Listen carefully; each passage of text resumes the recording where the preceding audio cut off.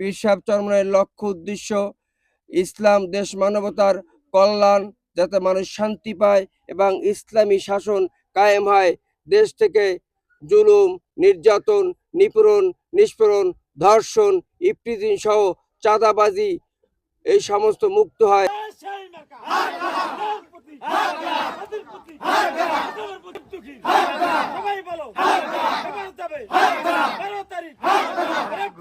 আবুল হাসান বখারীর সমর্থনে আমরা এই দুমকি উপজেলার 5টি ইউনিয়নের প্রত্যেকটা ওয়ার্ডে, মহল্লায় আমরা ইসলাম আন্দোলনের নির্বাচনী প্রচারণা চালিয়ে যাচ্ছি।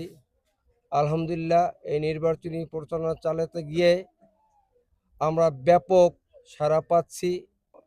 জনগণ আমাদেরকে আশ্বাস দিচ্ছে যে ইসলাম আন্দোলন বাংলাদেশ যদি সুষ্ঠু নির্বাচন হয়, বর্তমান সরকার যদি সুষ্ঠুভাবে নির্বাচন করতে পারে এবং সহায়তা করে কোনো বাধার সম্মুখীন না হয়, তাহলে এই পটুয়াখালী 1 আসনে ভিতরে দুমকি উপজেলার প্রত্যেকটা সেন্টারে ইসলাম আন্দোলন বাংলাদেশের মনোনীত হাত পাখার প্রার্থী আল্লাহ মাওলানা আবুল হাসান বখারী ফিরোজ সাহেব বিপুল ভোটে বিজয় হবে ইনশাআল্লাহ।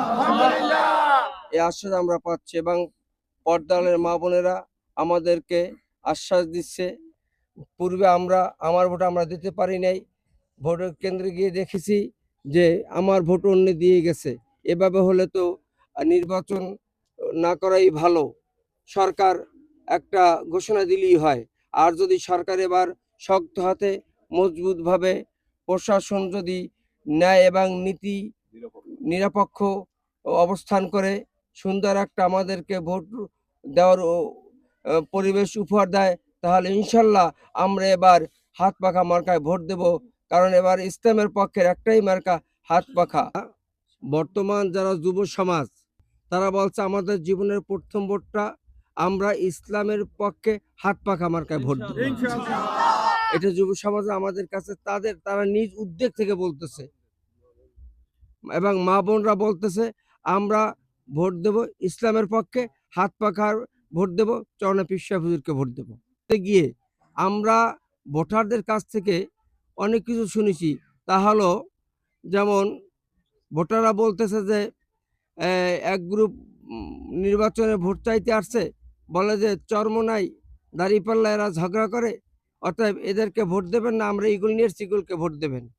আবার আরেক জায়গায় আমরা প্রচারণায় গিয়েছি, সেখানে শুনেছি যে যদি হাত পাকায় ভোট দেন, ভোটটা ধানের শীষে দেওয়া হবে। আবার আরেক জায়গায় আমরা শুনেছি আমরা চরমনাই বাংলা সবাই মিলে গেছি, আপনারা এইগুলি ভোট দেবেন। এইভাবে নানাবিধ কথা, কোনো বাধা বিঘ্নতা আমরা পড়িনি।